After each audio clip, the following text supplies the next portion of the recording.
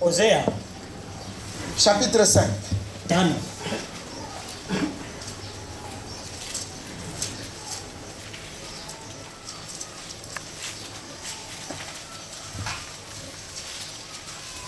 Verset 11. Osée 4, 5. Osée c'est après Daniel.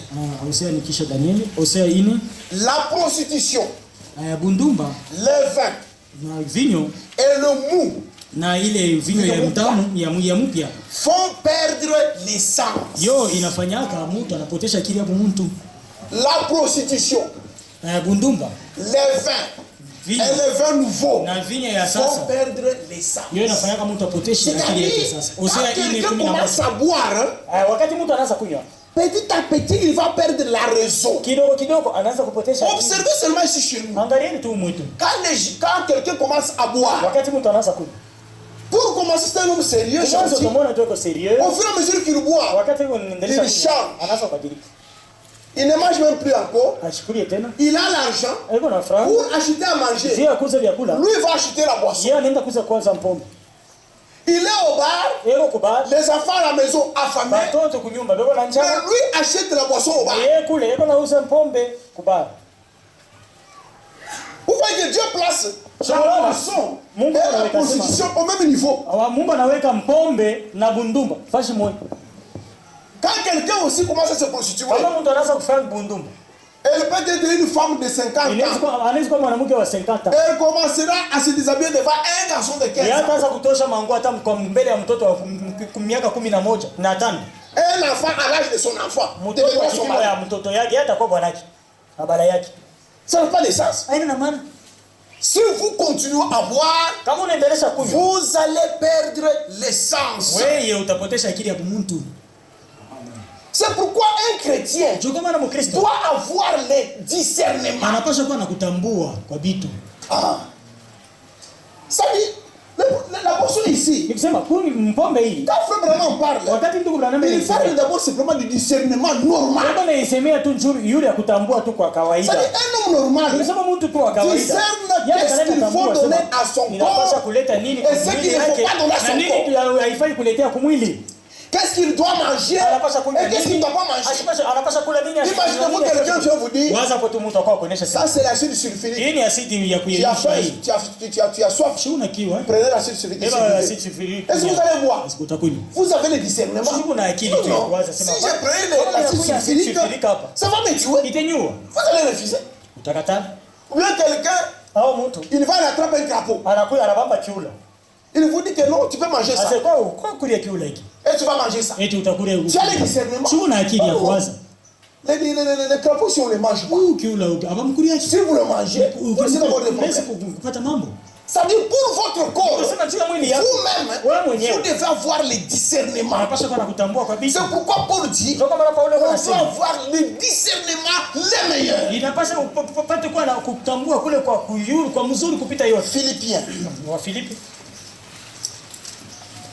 Philippiens chapitre 1. Je crois que jusque-là, nous sommes ensemble. Philippiens chapitre 1, verset 9 et 10.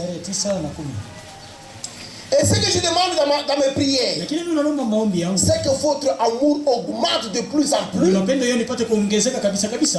connaissance et en pleine intelligence pour le discernement des choses les meilleures, afin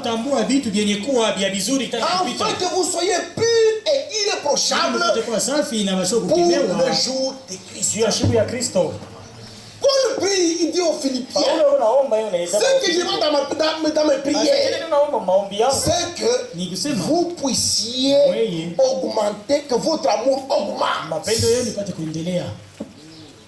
de plus en plus, en connaissance et en pleine intelligence. C'est dans les choses de Dieu que vous puissiez grandir, connaître les choses correctement, avoir l'intelligence spirituelle pour comprendre les choses spirituelles et avoir la capacité de discerner les choses. Mais là, et simplement d'abord le discernement pour votre propre corps. Frère Branham a prêché une prédication intitulée Discerner le corps du Seigneur. Il dit que si l'homme était capable de discerner d'abord son propre corps, comment pourra-t-il discerner le corps de Christ? D'abord, ayez le discernement pour votre propre corps. Quand vous prenez la boisson, est-ce que la boisson alcoolique contribue à votre santé? Regardez ceux qui ont commencé à boire. Vous pouvez trouver un homme de 30 ans qui a commencé à boire à 19 ans. Vous le regardez, c'est comme s'il a 50 ans. Et pourtant il a 30 ans. Combien vous étiez cher? La boisson, la bière, même les jours commencent à prendre. À cause de quoi? À cause de la boisson. Tellement qu'il aime boire, il aime de manger. Ça vous ouvre un pombe où est le bien, l'avantage de la boisson? Où est l'attaque hôpital? Pas même à l'hôpital. Vous disiez au docteur. Demandez au docteur. Docteur Wait. Notre docteur. Est-ce que je peux prendre la bière ou pas? Il y a des gens qui mentent. Ah, moi je connais un ami. Il était malade. Il est allé à l'hôpital. Le docteur lui a prescrit la boisson. J'ai dit à cet homme-là, est-ce que tu peux demander à ton ami là qui me donne cette ordonnance là que je la vois? Ah oui, mais il faut me chercher ça. Ah, non, tu vois. Je lui ai dit que quand ils ont étudié la médecine à l'université, ils ont étudié la pathologie, ils ont étudié la pharmacologie. On n'a jamais appris à un médecin de prescrire la boisson. Vous-même allez obligé le médecin. D'abord, ça sera quelle maladie? Je lui ai demandé, ton ami a souffert de quelle maladie pour qu'on puisse lui prescrire la boisson? Ça n'existe pas. Ce sont des choses qu'ils imaginent. Et je lui ai dit que si ce médecin-là réellement existe et qu'il aurait prescrit ça, nous allons le faire arrêter. On va lui enlever le numéro de notre médecin. Parce que c'était l'assassin. Donc, on a la lutte de Munganga Madinyo. Ils n'ont jamais fait ça. Tu dois avoir des discernements. Dans la boisson, il y a l'alcool. L'alcool détruit l'organisme. L'alcool fait mal au cerveau. La boisson, elle est comparable à un serpent. Vous élevez le serpent dans votre maison. Il finira par vous mordre. Vous prenez la boisson. Il t'a commis ça. Et ça sera tard. Il y a déjà compris la boisson. Par rapport à ma... Cirrhose de foie. Ils ont eu le cirrhose de foie. Mais une bombe. Quoi, la bière? Irréparable. Tu as récolté ce que tu as semé. Et vous qui continuez encore à boire aujourd'hui, vous récolterez ce que vous avez semé. On ne se moque pas de Dieu. C'est que l'homme aura semé. Et il le récoltera aussi. C'est pourquoi ayez d'abord un discernement pour votre propre corps. Pour lui donner ce qui peut contribuer à son avancement. La boisson, elle, ne contribue à rien. Un simple discernement prouve que il ne faut jamais boire. Même si vous prenez l'école, une école normale, même l'enseignant, c'est pas ici, il y a des enseignants. Dans la déontologie professionnelle des enseignants, il est interdit à un enseignant de boire et de fumer. Si on vous surprend, vous êtes un enseignant, vous buvez, on vous cherche de l'école. Au moins, les c'est simplement parce que les choses sont en train de avec les écoles de commerçants ici, un enseignant buveur, ivrogne, on les laisse enseigner. Qu'est-ce qu'on va enseigner? Dans leur déontologie, c'est interdit. Même à l'école, on chantait des petits cantiques classiques pour nous apprendre à ne pas boire. Ça, c'est même à l'école, on a pris ça. Si l'école a interdit la boisson, les parents normaux interdisent ça. À combler plus fort qu'ils ont les règles de Dieu du ciel. Dieu a placé ma parole, beaucoup de vivez modérément. Ce sont des démons qui parlent. Nous nous rappelons que Dieu a dit, ne buvez-moi pas de film par le film à ton corps. La boisson, c'est une souillure du monde. Écoutez ce que Frère Branham dit. Dans la prédication, discerner le corps du Seigneur. À la page 6. Je me demande quelquefois si nous sommes capables de discerner le bon du mauvais en ce qui concerne notre propre corps. Nous ne discernons pas le bon du mauvais pour notre corps. Jour après jour, semaine après semaine, mois après mois, année après année, des savants travaillent dans les laboratoires, font des grands panneaux et autres pour mettre en garde le peuple au sujet du cancer. Environ 270 000 Américains 270 000 mourront cette année parce qu'ils fument la cigarette. Et vous continuez à fumer. Vous comprenez? Aux États-Unis, il y a des savants qui ont fait des recherches scientifiques, qui ont découvert que la cigarette donne le cancer. On a fait des publicités partout pour amener les gens à ne pas fumer. Mais les gens continuent toujours à fumer. Est-ce qu'ils sont normaux? Ils ont déjà perdu le bon sens.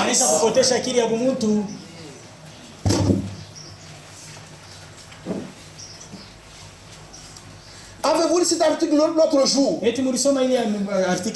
Où ces savants a donné les résultats de ses recherches? Il disait, les cigarettes ne vous donneront pas seulement le cancer, mais vous aurez encore 50% de chances supplémentaires d'attraper d'autres maladies. Mais vous continuez à fumer. La cigarette ne donne pas seulement le cancer. Il peut avoir encore d'autres maladies pulmonaires. Mais malgré ça, on a démontré là sur blanc, les gens continuent toujours à fumer. Il y a quelques temps, après que j'ai parlé à beaucoup de frères contre la fumée, une femme s'approcha de moi et mit un papier dans ma poche en disant, lisez ceci à la maison. Je lui dis merci, je vais le lire tout de suite. Et je commençais, elle me dit, il n'est pas poli de la part d'un prédicateur de parler du haut de la chair contre la fumée. Cela ne vous regarde pas. Frère Branham a prêché contre la cigarette. Il termine la prédication. Une femme écrit une note. Quand Frère Branham sort, il met dans sa poche. Il disait ceci à la maison.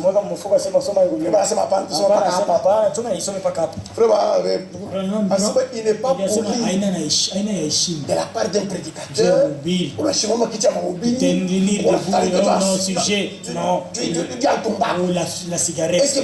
Est-ce que ça te regarde?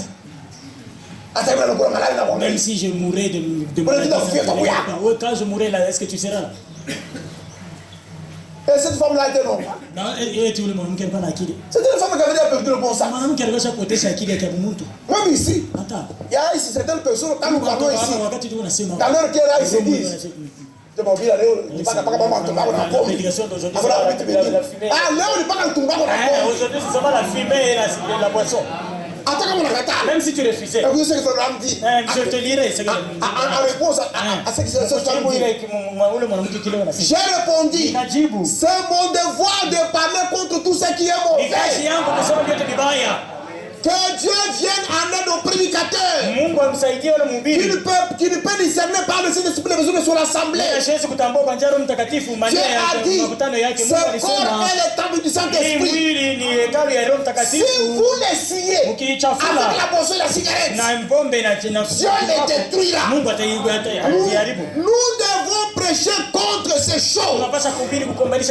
Le malheur est qu'il y a trop de prédicateurs qui fument eux-mêmes.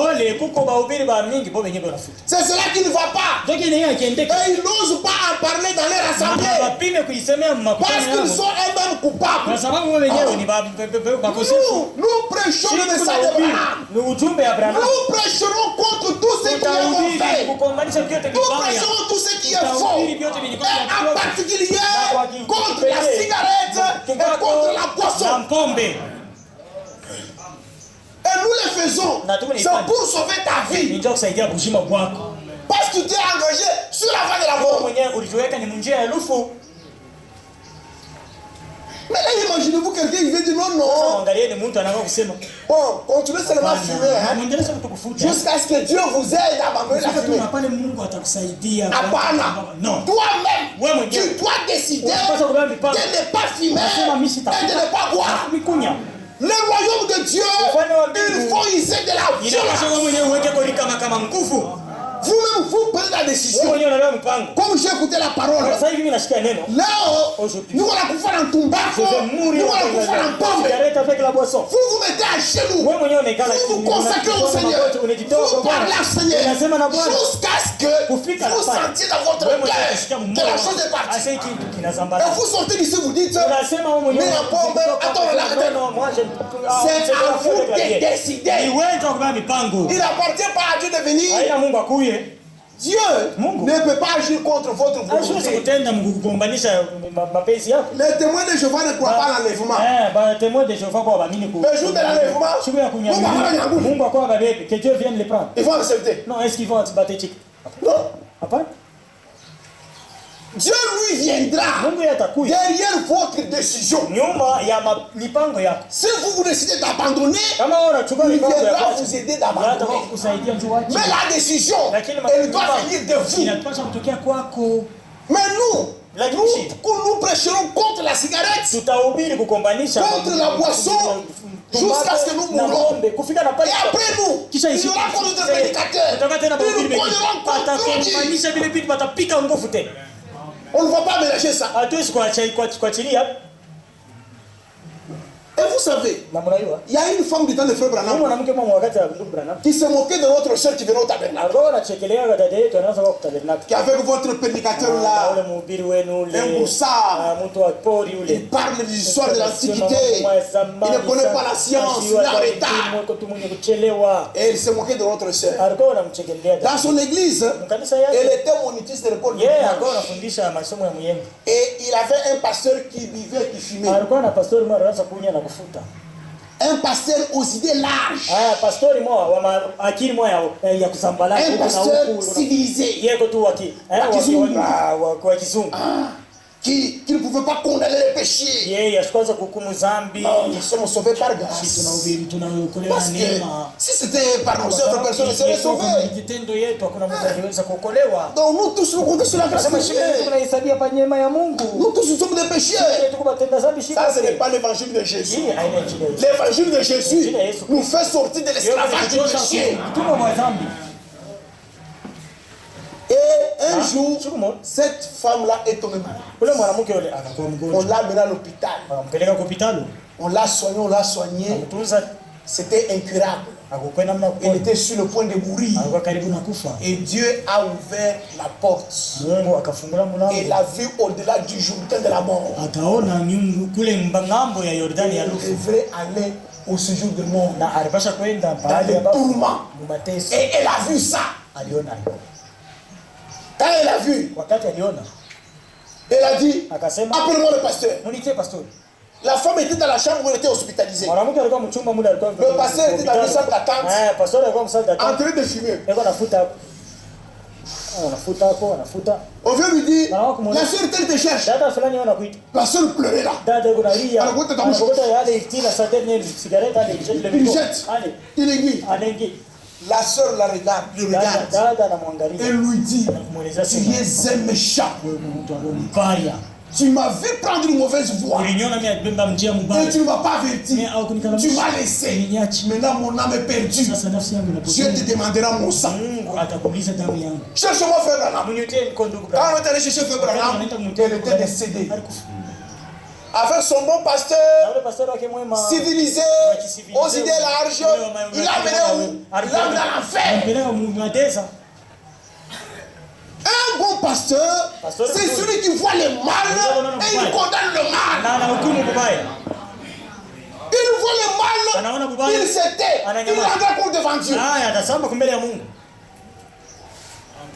Et Frère Branham continue. Discerner correctement. Faire la part des choses correctement. Le whisky, l'alcool, ils disent, est-ce mauvais? Vous voyez cela sur votre écran de télévision. Sur chaque panneau d'affichage. Dans les journaux. Vous voyez